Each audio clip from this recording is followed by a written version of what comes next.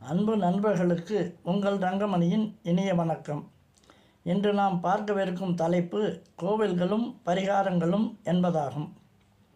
நீங்கள் திருமணத்திற்காகவோ, குழந்தை பாக்கியத்திற்காகவோ, வேலை வாய்ப்பு வசதிக்காகவோ ஜாதகத்தை எடுத்துக்கொண்டு ஒரு ஜோதிடரிடம் சென்றால் அவர் உங்கள் ஜாதகத்தை பார்த்தபின் அதில் தோஷங்கள் இருப்பதாகவும் அதை ஒரு குறிப்பிட்ட கோவிலுக்கு சென்று பரிகாரம் செய்தால் அவற்றை கழித்துவிடலாம் என்றும் அதற்கு சில 1000 ரூபாய்கள் செலவாகும் என்றும் கூறுவதை நீங்கள் கேட்டு இருக்கலாம். குறிப்பாக திருமணத்திற்காக சென்றால் செவ்வாய் தோஷம், ராகு கேது தோஷம், களத்திர தோஷம், புத்திர தோஷம் ஆகியவற்றை முக்கியமாக கூறுவதை நீங்கள் கேட்டு இருப்பீர்கள். உங்களுக்கு ஒன்று தெரியுமா? அதாவது ஒரு ஜாதகத்தில் இருக்கும் எந்த ஒரு தோஷத்தை பரிகாரம் செய்து கழிக்கவோ, ஜாதகத்தில் இல்லாத ஒரு யோகத்தை வரவழைக்கவோ யாராலும் முடியவே முடியாது. உங்கள் ஜாதகத்தில் எந்த ஒரு தோஷம் இருந்தாலும் சரி, எந்த ஒரு யோகம் இருந்தாலும் சரி, அதற்கான பலனை நீங்கள் அனுபவிக்க வேண்டும் என்றால் அந்த தோஷத்தையோ அல்லது யோகத்தையோ உங்களுக்கு கொடுக்க அதிகாரம் பெற்ற கிரகத்தின் தசாபுத்தி நடப்பிற்கு வர வேண்டும்.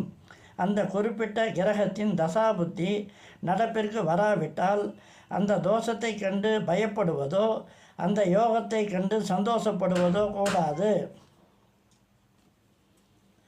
இதை 2 உதாரண ஜாதகங்கள் மூலம் பார்க்கலாம். இப்போது முதல் உதாரண ஜாதகம் திரையில் தெரிகிறது பாருங்கள். இது ஒரு மிதுன லக்ன ஜாதகமாகும். 7ஆம் இடமான தனுசில் செவ்வாய் உள்ளது. இது ஒரு செவ்வாய் தோஷமுள்ள ஜாதகமாகும். இந்த ஜாதகர் சுவாதி நட்சத்திரத்தில் ராகு தசா 15 ஆண்டுகள் தசா இருக்க பிறந்தவர். இவரது 110வது வயதில்தான் செவ்வாய் தசா நடப்பிற்கு வரும். அதுவரை அவர் உயிரோடு இருக்க வேண்டுமே. ஆகையால் இவர் செவ்வாய் தோஷத்தை பற்றி கவலைப்பட தேவையே இல்லை. இந்த செவ்வாய் தசா ஒருவரின் 10 வயதிலிருந்து 20 வயதிற்குள் நடப்பிற்கு வந்தாலும் கவலைப்பட தேவையே இல்லை. ஏனென்றால் அந்த வயதிற்குள் திருமணம் நடந்தால்தான் இந்த செவ்வாய் குடும்ப வாழ்க்கையில் பிரச்சனையை ஏற்படுத்தும். இந்த வயதில் திருமணம் நடக்க வாய்ப்பே இல்லை. அதனால் கவலைப்பட தேவையும் இல்லை.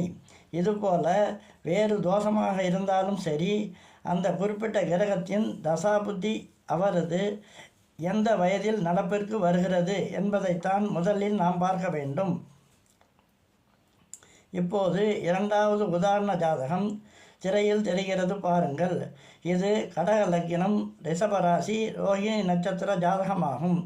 இதில் 2ஆம் வீட்டில் தனஸ்தானாதிபதியான சூரியனும் லாபாதிபதியான சுக்கிரனும் இணைந்து அமர்ந்து லாபாதிபதி யோகத்தை கொடுக்கும் அமைப்பில் இருக்கிறார்கள். இந்த யோகத்தை இந்த ஜாதகர் அனுபவிக்க வேண்டும் என்றால் ஒன்று அவருக்கு சூரிய தசாவோ அல்லது சுக்கிர தசாவோ நடப்பிற்கு வர வேண்டும். அப்போதுதான் இந்த யோகத்தை இந்த ஜாதகர் அனுபவிப்பார். இப்போதெல்லாம் ஜோதிடர்கள் மக்களுக்கு எந்த ஒரு பிரச்சனை என்றாலும் சரி, உடனே இந்தந்த கோயில்களுக்கு செல்லுங்கள், இந்தந்த பரிகாரங்கள் செய்யுங்கள் என்று ஒரு பெரிய பட்டியலையே போட்டு கொடுக்கிறார்கள். நீங்களும் அதை அப்படியே நம்பிக்கொண்டு எப்படியேனும் பிரச்சனை சேர்ந்தால் சரி என்ற நினைப்போடு நீங்களும் அவற்றை அவ்வாறே செய்கிறீர்கள். இதனால் உங்களுக்கு எந்த ஒரு பயனும் விளையப் போவதில்லை. கோவிலுக்கு செல்வதும் பரிகாரங்கள் செய்வதும் உங்கள் மனதை திருப்திப்படுத்தத்தானே ஒழிய வேறு ஒரு பயனும் இல்லை. நீங்கள் கோவிலுக்கு சென்று கடவுளிடம் பிரார்த்தனை வைத்தால் உங்களுக்கு ஒரு தைரியம் வரும். என்னவென்றால், நாம் நமது பிரச்சனையை கடவுளிடம் சொல்லிவிட்டோம், இனி அவர் அதை பார்த்து கொள்வார் என்ற எண்ணம் உங்கள் மனதில் ஆழமாக பதியும். நீங்களும் கவலையில்லாமல் உங்களின் வேலையை பார்க்க சென்று விடுவீர்கள். இதுதான் காலமாக நடந்து வருகிறது. இதில் உள்ள உண்மை என்னவென்றால், உங்களுக்கு பிரச்சனை ஏற்பட்டது நடப்பில் இருக்கும் தசாபுத்தியினால்தான். அந்த குறிப்பிட்ட தசாபுத்தி முடிந்தவுடன் உங்களுக்கு உள்ள பிரச்சனையும் முடிந்துவிடும். இதை பற்றி அடுத்த வீடியோவில் விரிவாக பார்க்கலாம். நன்றி, வணக்கம். மீண்டும் சந்திக்கலாம்.